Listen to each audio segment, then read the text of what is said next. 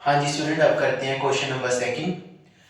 यहाँ पे हमारे पास एक फिगर गिवन है and we have to find tan p minus cot r। हम सबसे पहले tan p फाइंड करेंगे, सेम मेथड है। tan p फाइंड करना है तो हमारे पास p एंगल गिवन है, p is the angle given. Two sides हमारे पास फिगर में ऑलरेडी गिवन है, p क्यों गिवन है 12 एंड PR गिवन है हमारे पास 13 सेंटीमीटर। स्टूडेंट्स, हमें पता है कि जब तक QR साइड नहीं पता चलेगी तो हमारे लिए रेशियोज फाइंड करना पॉसिबल नहीं है। तो QR साइड हमें फाइंड करनी है जो हमारे पास PQ है, क्योंकि इसके पास एक्यूट एंगल भी है यहाँ पे और 90 डिग्री का एंगल भी इसके पास है। तो दोनों एंगल जिसके पास होते हैं वो हमारा बेस होता है। PR हमारे पास क्या है, PR तो 90 के ऑपोजिट है। 90 के ऑपोजिट हमारा हमेशा सबसे बड़ी जो साइड है वो हाइपोटेन्यूज है। एंड हमें अपना क्या फाइंड करना है, परपेंडिकुलर फाइंड करना है। तो वही पाइथागोरस थ्योरम लगाएंगे, p square plus b square is equal to h square. p square हमारे पास पता नहीं है हमें, b स्क्वायर हमारा बेस क्या है 12 स्क्वायर, हाइपोटेन्यूज क्या है 13 स्क्वायर। हाँ जी, 12 स्क्वायर हमारे पास 144, 13 स्क्वायर हमारे पास 169, p स्क्वायर ये पॉजिटिव साइन का है, उस साइड जाके नेगेटिव हो जाएगा। 169 minus 144 which is equal to 25। बेटा ये स्क्वायर इस साइड जाके रूट बन जाएगा, root 25 is equal to 5 centimetre. P यानी कि हमारा यहाँ पे QR क्या आ गया हमारे पास 5 सेंटीमीटर। हाँ जी, QR हमारे पास आ चुका है। अब हम इजीली क्या फाइंड कर सकते हैं, tan P। tan P देखते हैं हम इस साइड। tan P का मतलब है परपेंडिकुलर अपॉन बेस। परपेंडिकुलर क्या आया है बच्चों 5 और मेरा बेस क्या आया है मेरे पास, इस वक्त मेरे पास जो प्रेजेंट में बेस जो मेरा है वो 12 है। तो tan P की वैल्यू क्या आ गई मेरी 5/12। अब बारी आई है मेरे cot r की। हाँ जी, cot r फाइंड कैसे करना है। cot r के लिए सेम ही मेथड रहेगा जो फर्स्ट क्वेश्चन में हमने किया है।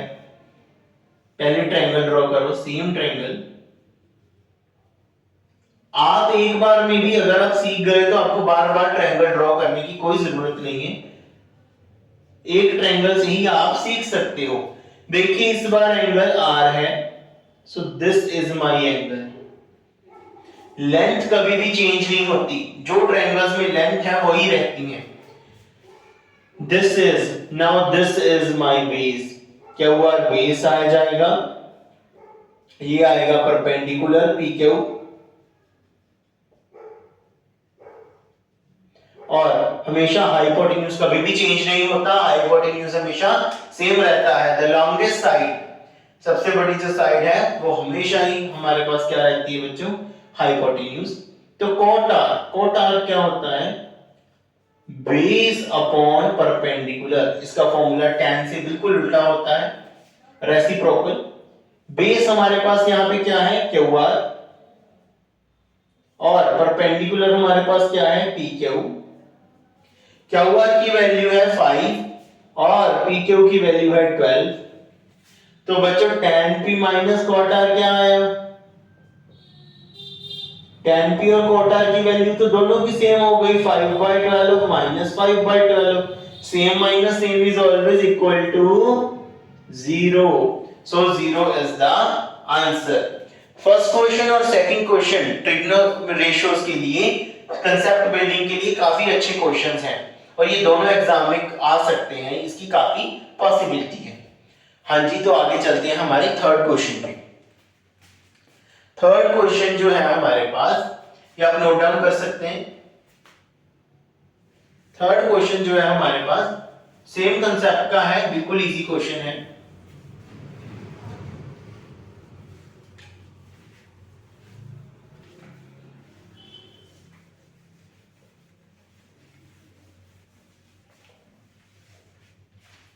थर्ड क्वेश्चन है हमारे पास साइन ए गिवन है,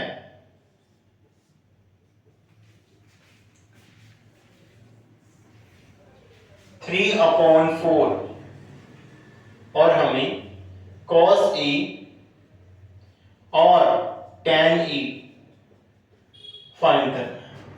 कॉस ए और टेन ए दोनों हमें फाइंड करने हैं, साइन ए हमारे पास गिवन है।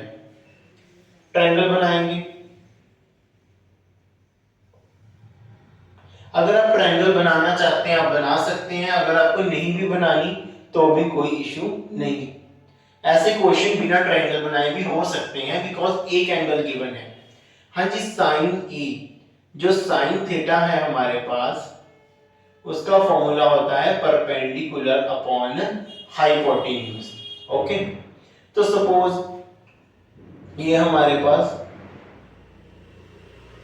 एक ट्रायंगल है ए बी सी, इसका बेस ये हो जाएगा हमारे पास और इसका परपेंडिकुलर ये हो जाएगा बेस, क्योंकि इसके पास दोनों एंगल्स हैं परपेंडिकुलर और ये हाइपोटेन्यूज। हाँ जी, perpendicular sine a is equal to perpendicular upon h, 3/4 given है, तो मतलब 3 मेरा क्या है परपेंडिकुलर और h मेरा 4 है। इट मींस जो हाइपोटेन्यूज है यहाँ पे वो 4 है और परपेंडिकुलर जो है वो क्या है, p मेरा यहाँ पे 3 है।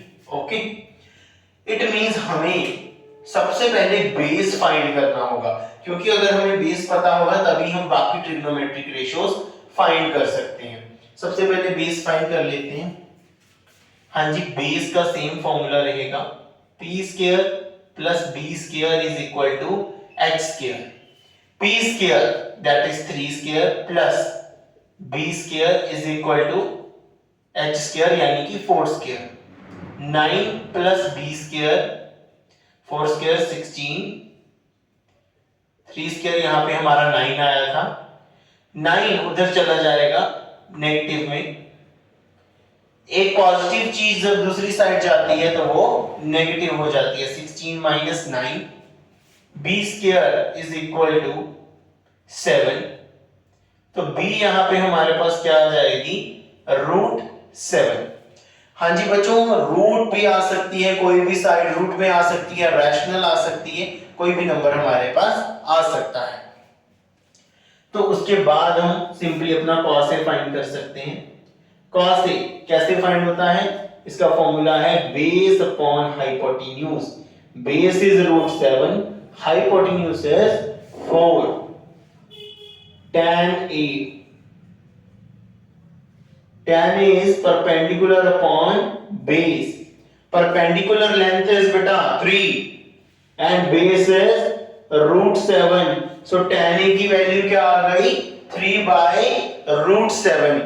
हाँ जी, यहाँ पे मेरे पास tan a और cos a दोनों की वैल्यू आ चुकी है। अगर आपको एग्जाम में आता है कि sin a is equal to 3/4 and find all other trigonometric ratios, तो भी कंसेप्ट सेम रहेगा, बिल्कुल सेम करना है, बस बाकियों के फॉर्मूले आपको याद होने चाहिए। जैसे जो सीकेंट थीटा है वो cos का रेसिप्रोकल होता है, cot थीटा tan का reciprocal and cosecant theta is the reciprocal of sin theta. तो ऐसे आपको सारे के सारे याद होने चाहिए फॉर्मूले, उसके हिसाब से आप सॉल्व कर सकते हैं। Okay done, so these are our answers cos a and tan। हाँ जी, अब चलते हैं हमारे फोर्थ क्वेश्चन की तरफ। आप साथ साथ नोट्स बना सकते हैं, जो मैं बता रहा हूं आपको कि कैसे क्वेश्चन आ सकते हैं वो क्वेश्चन लिख भी सकते हैं। First 3 questions are very good question, important question to build our concepts. Fourth question, हाँ जी फोर्थ क्वेश्चन है हमारे पास, given 15 cot A is equal to 8, we have to find sin A and cos A. What is sin A and what is my cos A? हाँ जी, ये question काफी अच्छा question है और ये बहुत बच्चों को कंफ्यूज करता है। बच्चों को पता नहीं चलता कि 15 cot A, ये इसका क्या मीनिंग बना। एक्चुअल में इसका मीनिंग है 15 multiply cot A is equal to 8। और ये cot A का मतलब है कोटेंजेंट ऑफ A, ये भी एक दूसरे से मल्टीप्लाई नहीं हो रहा, इसका मतलब है cot लेना है एंगल A का। ओके, तो ये यहां पे मल्टीप्लाई आएगा cot A। तो एक चीज जो हमारे पास मल्टीप्लाई में है दूसरी जगह पे जाने के बाद वो डिवाइड में चली जाती है बच्चों, ये बेसिक रूल है। 8 डिवाइड बाय 15।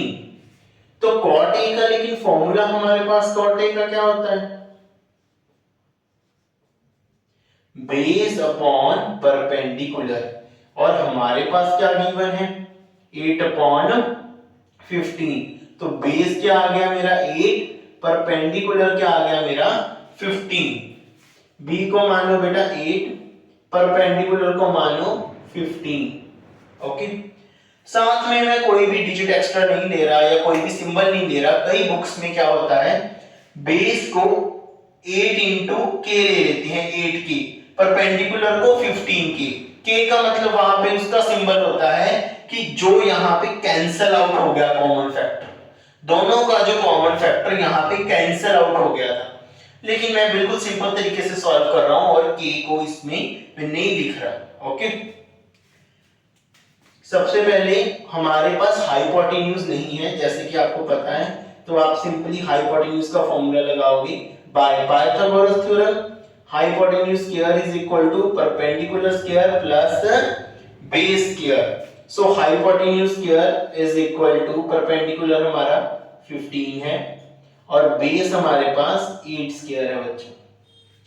हाँ जी, आ जाते हैं यहाँ पे h square is equal to 15 square हमारे पास 225 है प्लस 8 स्क्वायर हमारे पास 64 है। सो h स्क्वायर हमारे पास आ गया 289। ये स्क्वायर बच्चों क्या बनेगा उस साइड जाके अंडर रूट। स्क्वायर रूट हमारे पास 289 का होता है 17। आपको एट लीस्ट 25 तक सारे स्क्वायर रूट, मैं तो कहूंगा इवन की 30 तक आपको स्क्वायर रूट सारे याद होने चाहिए। ओके, यूज होते हैं h का under root 70।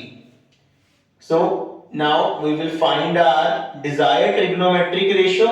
Sin A is equal to P by H। Perpendicular है हमारे पास 15, हाइपोटेन्यूज है 70, ये मेरा आ गया sin A। अब बारी आई है cos A की। cos A मेरे पास है B upon H, B upon H, B is my 8 and H is 17। So answer यहां पे है। अगर सपोज हमें और ट्रिग्नोमेट्रिक रेशियो सारी चाहिए बाकी रेशियोज, तो क्या आएगा cosecant A। Cosecant A simply क्या होगा इसका रेसिप्रोकल, साइन का रेसिप्रोकल 17/15। सीकेंट चाहिए मुझे सेम एंगल का, cos का रेसिप्रोकल 17/8। मुझे cot चाहिए सेम एंगल का, cot हमारे पास ऑलरेडी गिवन है 8/15। tan चाहिए मुझे सेम एंगल का, tangent of A that is cot का रेसिप्रोकल 15/8। तो ऐसे हम सारे ट्रिग्नोमेट्रिक रेशियोज को फाइंड कर सकते हैं। हाँ जी, इसके बाद हम चलते हैं अपने 5th क्वेश्चन की ओर।